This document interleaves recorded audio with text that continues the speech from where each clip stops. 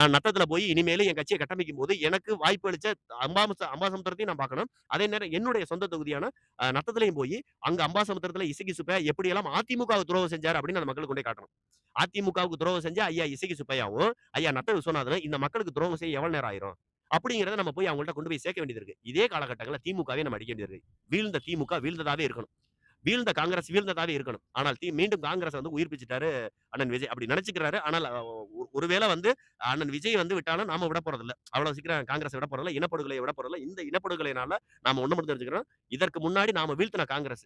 அண்ணன் வந்து ஒரு ஒரு அவங்களுக்கு ஒரு சின்ன நம்பிக்கை குடுத்துட்டாரு. ஆனால் அந்த நம்பிக்கைய நம்ம வீழ்த்தி, நீங்க உங்களுக்கு மக்கள் வாக்குறுதி குடுத்திருந்த மக்கள் உங்களுக்கான ஒரு மிகப்பெரிய மாற்றத்த குடுத்தாங்க. அந்த மாற்றம் உங்கள விட்டு கை நழுவி போகுதுன்னா, அதுக்கு மிகப்பெரிய காரணமாக நீங்கள் கூட்டணியில சேர்த்த காங்கிரஸா தான் இருக்கும். அப்படிங்கிறத மக்கள் மத்தியில கொண்டு போய் உணர்த்தணும். இதுதானே தவிர, தனிப்பட்ட முறையில சாட்டை துரைமுருகன் மேலயோ, அல்லது தம்பி இடுமானம் கார்த்தி மேலயோ, அல்லது நத்த சிவசங்கரன் மேலயோ குறை சொல்லி, ஒரு குற்றத்த வந்து ஒரு 3 பேர் மேல, 5 பேர் மேல சுமத்துவதுங்கிறது நாகரீகமா இருக்காது. அது சரியாவும் இருக்காது.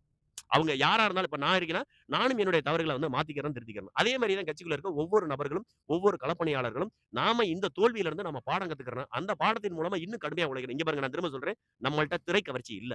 ஆனால் நல்ல திட்டமிடல் இருக்கு. நல்ல கருத்தியல் இருக்கு. நல்ல புரட்சிகரமான கருத்தியலையும், திட்டமிடலையும் நம்ம கையில இருக்கக்கூடிய தேசிய தலைவர் பிரபாகரனையும், மாவீரர்களுடைய கொள்கையும் கொண்டு போய் சேர்த்தாலே, மக்கள் நம்மள ஒருபோதும் விடமாட்டான். அவங்களுக்கு கிடைச்சிருக்கிறது தற்காலிக வெற்றி. நம்மளுக்கு கிடைக்க போவது நிரந்தர வெற்றி. நிரந்தர வெற்றி நோக்கி ஓடுவோம். யாரையும் குறை சொல்ல வேணாம்.